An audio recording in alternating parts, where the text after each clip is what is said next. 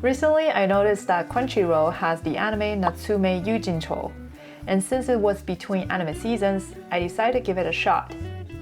Although I'm not a huge fan of Natsume, the main character, before I knew it, I had finished all the available seasons because of Nyanko-sensei. He's so cute! I used to have a cat years ago, so this made me reminisce about the fun times with my cat. I can't believe an anime cat is influencing me to consider potentially getting another cat. As I'm seriously contemplating about it, it's given me some inspirations to make some paintings. Of course, with a cat theme.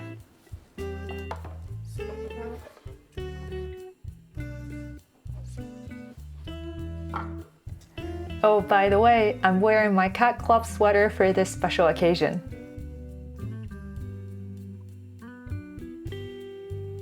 I remember back in university, my best friend had a decent-sized cat, and allegedly every night the cat would crawl into her bed and sleep on my friend's tummy.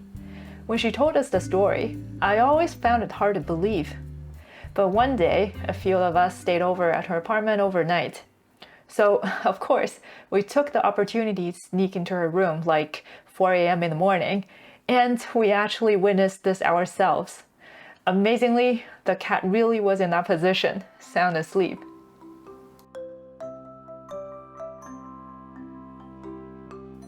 So, of course, this one is the main cat of focus. I purposely made him chubby like Nyanko because I just love his short little legs, especially when in the animation he's hanging onto or waddling along Natsume. But instead of an anime look, I went for a little bit more realistic style, since I really want to make the fur look soft and fluffy. My cat never slept on me, just beside me. I like to cuddle with her, and I think she likes it too, since she always ends up purring, but it makes it really hard for me to fall asleep. Also, her little fine fur always finds their way into my eyes, which is really uncomfortable. My vision is already pretty bad, and this absolutely doesn't help. I think this is something I should definitely consider if I were to get another cat.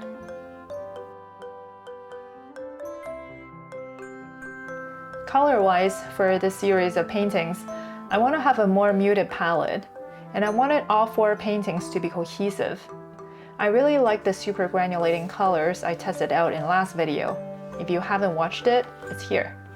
So I'm picking out a few colors like forest olive, desert yellow. They're not super vibrant, but I think it adds the atmosphere of a daily life feel to the painting. I made her hair blonde to create a pop of color, and I think it goes really well with her joyful personality. They're both sound asleep and drooling to match. Wait a minute, do cats drool when they're asleep? Doesn't matter, I'm just gonna draw it anyways. My friend didn't have that much plush toys on her bed. I love plush toys, but I don't want the clutter. At least I can live through my paintings, right? I'm adding some bits and bobs over the bed to make the scene more interesting and cohesive.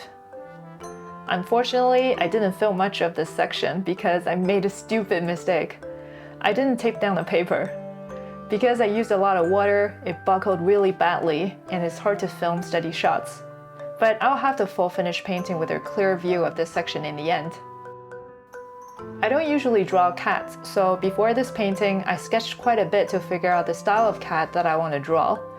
I was going to put just one big cat in here, but I'm like, why limit it to one? There are so many cute poses. Let me just go all out and put in as many as I can. So I got one here, covering his eyes, and one here, just enjoying his own personal pillow, and this energetic one here trying to get some attention.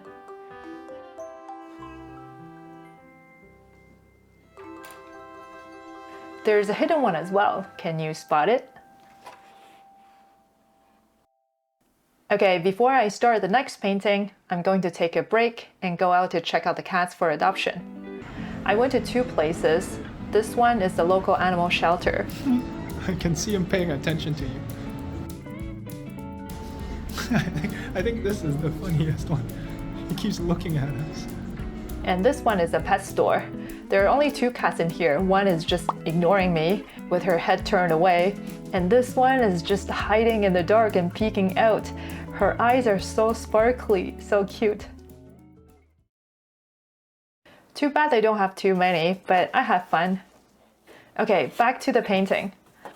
Once you see the finished painting, you might think that it's not very realistic, but somehow this image popped into my head and just won't go away. Maybe because it's super cute, so I just had to paint it. She's heading out for a casual meetup with friends, dressed comfortably in a hoodie.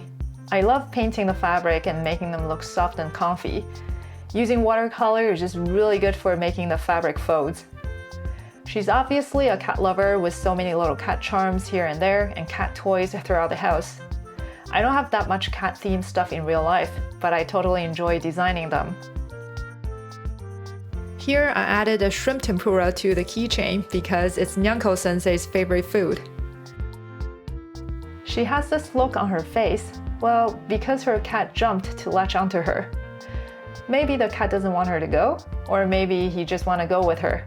Some of you might say this isn't realistic, and I totally agree with you. Cats don't care when you leave the house, at least in my experience. My cat was nowhere to be found when I left the house, but my dog would always see me off. So if I'm getting a cat, would I want a clingy cat or an indifferent one? If the cat is clingy, I get to play with her more, but she might be lonely if I don't let her into the bedroom, for example. Do I have the heart to lock her out? If the cat is indifferent and always sits like 3 meters away from me and ignore me, what's the point? I would just become the servant, like this one. We've got some space to fill here, so of course, I'm going to add some more cats. I got this straight line ruler from an art store in Japan. I think it's used back in the days when anime backgrounds were still hand-painted. It's very handy. This one on the shelf is more realistic, just lying there, taking his nap, not a care in the world. This one though is really mischievous. How did he even get into this cute bag? I wanted this cat to play with something, and also for the composition, I placed this vase here. I've always liked these dry plants called rabbit tails. I suppose cats likes to play with them, or is that just an anime trope? For the vase, I love the simple shape and the gentle pink with a hint of gray and orange. I think in combination, this just makes a perfect stoneware. I've still yet to find my perfect one in real life. As for the art on the wall, I thought about making it cat-themed, but it's not the center of focus. Since I always like abstract art, I made it with some abstract shapes in pink and purple, adding a splash of color to the wall. These 2 paintings came out so nice, made me want to get a cat even more. But I think it's time to sit down and really think about it and make more paintings first. Do you have a cat? Do you think I should get one? Let me know in the comment and I'll see you in the next video.